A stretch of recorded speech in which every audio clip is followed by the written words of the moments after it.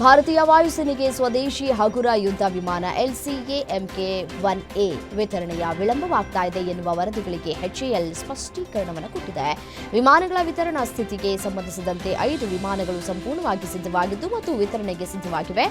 ಇನ್ನು 9 ವಿಮಾನಗಳನ್ನು ನಿರ್ಮಿಸಿದ್ದು general electric ಕಂಪನಿಯಿಂದ ಎಂಜಿನ್ಗಳು ಬಂದ ನಂತರ ಅವುಗಳನ್ನು ಸೇನೆಗೆ ವಿತರಣೆ ಮಾಡಲಾಗುವುದು ಅಂತ ತಿಳಿಸಿದೆ.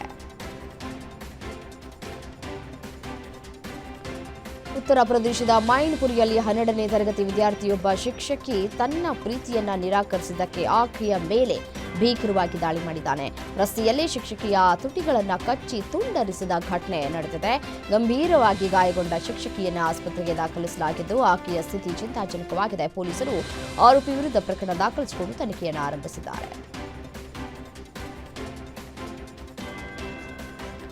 ಭುವನೇಶ್ವರದಿಂದ ಕೋಲ್ಕತ್ತಾಗೆ ತೆರಳುತ್ತಾ ಇದ್ದ ಚೆನ್ನೈ ಸೆಂಟ್ರಲ್ ಎಕ್ಸ್‌ಪ್ರೆಸ್ ರೈಲು ಹಳಿ ತಪ್ಪಿದ್ದು ಭಾರೀ ದುರಂತವೊಂದು ತಪ್ಪಿದೆ. ಈ ಘಟನೆ ಒಡಿಶಾದ ಜಾಜ್‌ಪುರ ಜಿಲ್ಲೆಯ ಜಖಾಪುರ ರೈಲು ನಿಲ್ದಾಣದ ಬಳಿ ನಡೆದಿದೆ. ರೈಲಿನ 3 ಬೋಗಿಗಳು ಹಳಿ ತಪ್ಪಿದ್ದು ಪ್ರಯಾಣಿಕರಿಗೆ ಯಾವುದೇ ಹಾನಿಯಾಗಿಲ್ಲ ಅಂತ ಅಧಿಕಾರಿಗಳು ದೃಢಪಡಿಸಿದ್ದಾರೆ. ಮಾರ್ಗದಲ್ಲಿ ಯಾವುದೇ ಅಡಚಣೆ ಉಂಟಾಗದಂತೆ ಕ್ರಮ ಕೈಗೊಂಡು ರೈಲು ಮಾರ್ಗದ ಹಾನಿಗೊಳಗಾದಂತಹ ಭಾಗದಲ್ಲಿ ಮರುಸ್ಥಾಪನೆ ಕಾರ್ಯ ಪ್ರಾರಂಭವಾಗಿದೆ.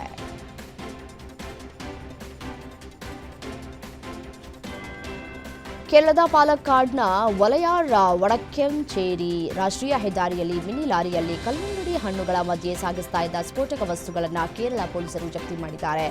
ಲಾರಿಯಲ್ಲಿ ಇದ್ದಂತಹ 100ಕ್ಕೂ ಹೆಚ್ಚು ಪೆಟ್ಟಿಗೆಗಳಿಂದ ಸುಮಾರು 4,000 ಜಿಲೆಟಿನ್ ಕಡ್ಡಿಗಳು ಮತ್ತು 17 ಡಿಟೋನೇಟರ್ಗಳನ್ನು ಪೊಲೀಸರು ವಶಪಡಿಸಿಕೊಂಡಿದ್ದಾರೆ. ಈ ಸಂಬಂಧ ತಮಿಳುನಾಡಿನ ಈ ಧರ್ಮಪುರಿ ಜಿಲ್ಲೆಯ ನಿವಾಸಿ ಲಾರಿ ಚಾಲಕ ಸೆಂಥಿಲ್ ಕುಮಾರ್ ಎಂಬಾತನನ್ನು ವಶಕ್ಕೆ ಪಡೆದುಕೊಂಡಿದ್ದಾರೆ.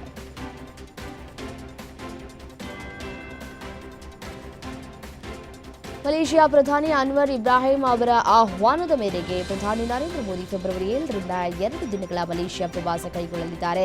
ಈ ಭೇಟಿಯ ವೇಳೆ ಪ್ರಧಾನಿ ಮೋದಿ ಹಾಗೂ ಮಲೇಷಿಯಾ ಪ್ರಧಾನಮಂತ್ರಿ ಅನ್ವರ್ ಇಬ್ರಾಹಿಂ ಭಾರತ ಮಲೇಷಿಯಾ ಸಂಬಂಧಗಳ ಸಂಪೂರ್ಣ ಆಯಾಮಗಳನ್ನು ಒಳಗೊಂಡ ದ್ವಿಪಕ್ಷೀಯ ಚರ್ಚೆಗಳನ್ನು ನಡೆಸಲಿದ್ದಾರೆ. ಅಲ್ಲದೆ ಪ್ರಧಾನಿ ಮೋದಿ ಮಲೇಷಿಯಾದಲ್ಲಿ ಇರುವಂತಹ ಭಾರತೀಯ ಸಮುದಾಯದ ಸದಸ್ಯರು ಹಾಗೂ ಕೈಗಾರಿಕೆ ಮತ್ತು ವ್ಯವಹಾರ ಕ್ಷೇತ್ರದ ಪ್ರತಿನಿಧಿಗಳೊಂದಿಗೆ ಸಂವಾದವನ್ನು ನಡೆಸಲಿದ್ದಾರೆ.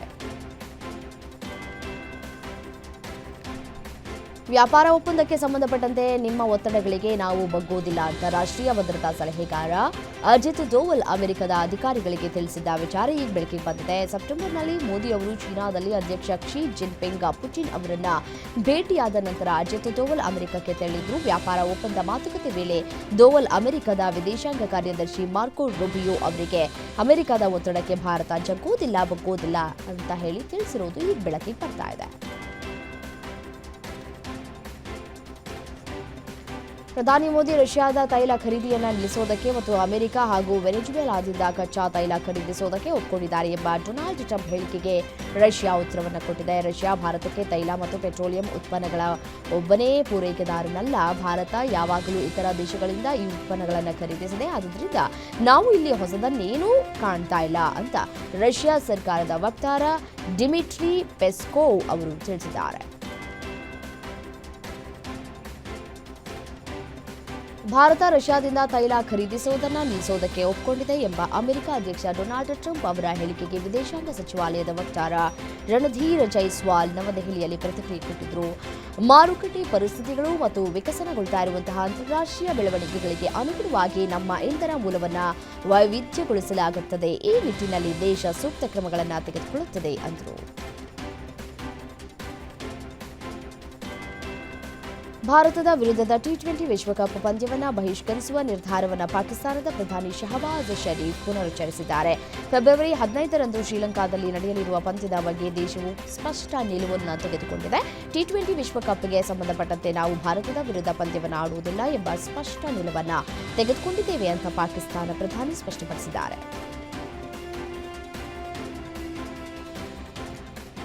ಸ್ಮೃತಿ ಮಂಧಾನ ಹಾಗೂ ಜಾರ್ಜಿಯಾ ವಾಲ್ ಅವರ ಸ್ಫೋಟಕ ಅರ್ಧ ಶತಕಗಳ ಬಲದಿಂದ ರಾಯಲ್ ಚಾಲೆಂಜರ್ಸ್ ಬೆಂಗಳೂರು ತಂಡ 2026ರ ಮಹಿಳಾ ಪ್ರೀಮಿಯರ್ ಲೀಗ್ ಫೈನಲ್ನಲ್ಲಿ ಡೆಲ್ಲಿ ಕ್ಯಾಪಿಟಲ್ಸ್ ತಂಡವನ್ನು ಮಣಿಸಿ 2ನೇ ಬಾರಿ ಪ್ರಶಸ್ತಿಯನ್ನು ಮುಡಿಗೇರಿಸಿಕೊಂಡಿದೆ.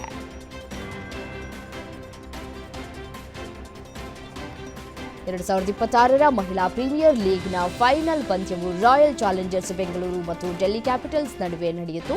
ಈ ಪಂದ್ಯದಲ್ಲಿ ಆರ್ಸಿಬಿ ಪರ ನಾಯಕಿ ಸ್ಮೃತಿ ಮಂಧಾನ ನಾಯಕತ್ವದ ಇನ್ನಿಂಗ್ಸ್ ಆಡುವ ಮೂಲಕ ಕೇವಲ 23 ಎಸೆತಗಳಲ್ಲಿ ಅರ್ಧ ಶತಕ ಪೂರೈಸಿದ್ರು. ಮಹಿಳಾ ಪ್ರೀಮಿಯರ್ ಲೀಗ್ ಇತಿಹಾಸದಲ್ಲಿ ಅತಿ ವೇಗದ ಅರ್ಧ ಶತಕ ಬಾರಿಸಿದ ದಾಖಲೆಯನ್ನು ನಿರ್ಮಿಸಿದ್ದಾರೆ. ಸಂಪ್ರದಾಯ ಎದುರಾಳಿ ಪಾಕಿಸ್ತಾನ 2026ರ ಐಸಿಸಿ ಟಿ20 ವಿಶ್ವಕಪ್ ಟೂರ್ನಿಯಲ್ಲಿ ಭಾರತ ತಂಡದ ಪಂದ್ಯವನ್ನು ಬಾಯ್ಕಾಟ್ ಮಾಡಿದೆ. ಈ ಕುರಿತು ಭಾರತ ತಂಡದ ನಾಯಕ ಸೂರ್ಯಕುಮಾರ್ ಯಾದವ್ ಅವರು ಪಾಕ್ ಎದುರಿನ ಪಂದ್ಯಕ್ಕೆ ನಾವು ಸಜ್ಜಾಗ್ತಾ ಇದ್ದೇವೆ, ಅದಕ್ಕಾಗಿ ಕೊಲಂಬೋಗೆ ತೆರಳುವುದಕ್ಕೆ ವಿಮಾನದ ಟಿಕೆಟ್ಗಳನ್ನು ಕೊಟ್ಟು ಬುಕ್ ಮಾಡಿದ್ದೇವೆ ಅಂತ ಹೇಳಿದ್ದಾರೆ.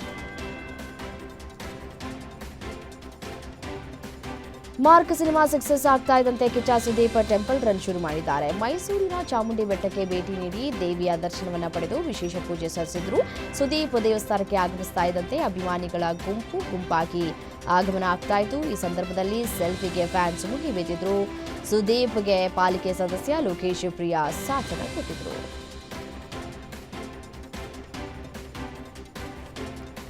ಕನ್ನಡ ಚಿತ್ರರಂಗದ ಖ್ಯಾತ ಗೀತ ರಚನೆಕಾರ ಸಂಗೀತ ನಿರ್ದೇಶಕ ಹಂಸಲೇಖಗೆ ಬೆಂಗಳೂರು ಅಂತಾರಾಷ್ಟ್ರೀಯ ಚಿತ್ರೋತ್ಸವದ ವತಿಯಿಂದ ಜೀವಮಾನ ಶ್ರೇಷ್ಠ ಸಾಧನೆ ಪ್ರಶಸ್ತಿ ನೀಡಿ ಗೌರವಿಸಲಾಗ್ತಾ ಇದೆ.